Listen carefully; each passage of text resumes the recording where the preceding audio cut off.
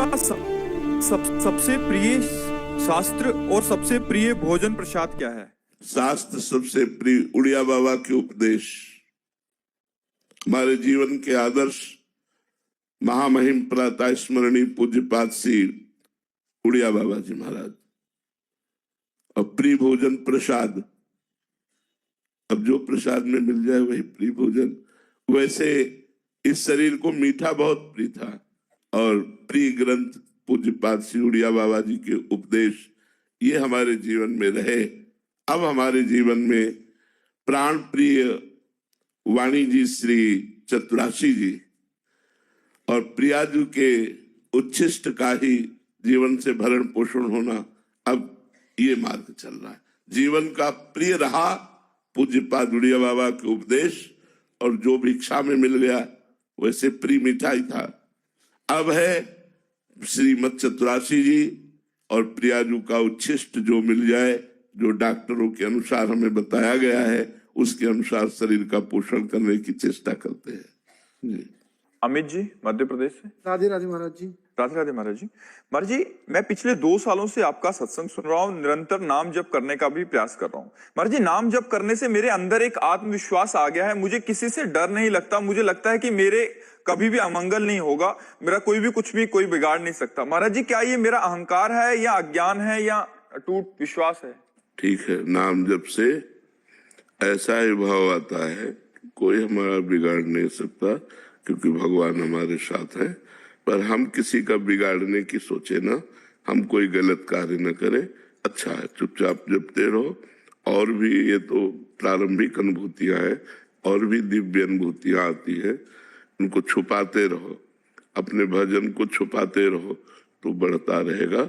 बस पराई माता बहनों से संसर्ग न रखना, कोई नशा न करना, किसी का बुरा न चाहना, तो आप बढ़ते रहोगे, आगे बढ़ते जाओगे। परमार्थ का मार्ग अंदर से प्रकाशित होता है, वो कैसे चलना है वो अंदर ही पता चलने लगेगा आपको, अंदर ही अंदर चलना होगा।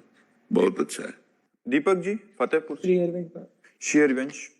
महाराज जी, आपका भी ऐसा ही था कि शरणागति होने के बाद धन और नौकरी की चाह या घमंड था महाराज जी, वो थोड़ा सा उसमें शिथिलता से आने लगी है अभी। मतलब ऐसा लगता है कि सब श्री जी कर देंगी तो धन जरूरतमंदों को बांट दूं या सब बाकी तो श्री जी देख लेंगे। विवेक से काम करो, परिवार थोड़ा सा विवेक से काम करो। जो धन तुम्हें मिला है, तुम्हारे पास उसके जो अधिकारी हैं, माता पिता भाई बहन पत्नी, जो भी वो उन सब के लिए है, बांटने के लिए नहीं है। हाँ, कभी कोई भूखा नजर आवे तो उसे भोजन पवा दीजिए, कभी कोई बीमार है पैसा नहीं है तो औषधि करा दीजिए। एक जो मनुष्यता है, एक जो हमारा कर्तव्य है, वो जब सामने आवे तो हमें फिर अपनी परवाह नहीं करनी चाहिए, उसकी सेवा करनी चाहिए। ऐसे बांट देना ठीक नहीं है। आप अपने परिवार का पोषण कीजिए। संपत्ति भगवान की है, उसे अपना मत मानिए और खूब नाम जप कीजिए। अगर नौकरी मिलती है तो नौकरी कीजिए, कुछ छोड़ने की जरूरत नहीं है। हाँ, मन का जो लगाव है वो सब जगह से हटती हुई धीरे धीरे भगवान की तरफ बढ़ने लगता है। ये जीव का परम सौभाग्य है। अनंत जन्मों से हम भगवान से बिछड़े हुए हैं, दुख में संसार में सुख मानकर रमण करते हुए हमें बहुत कल्प व्यतीत हो गए। आज हमें अवसर मिला है, ऐसा समय मिला है, ऐसा बुद्धि योग मिला है जिससे हम भगवान की ओर चल सकते हैं। चलो और जीवन को परम उन्नति के मार्ग में ले चलो, पतन के मार्ग से हटो। बहुत बड़ी कृपा हुई है, पर अपने कर्तव्य से मत भागो।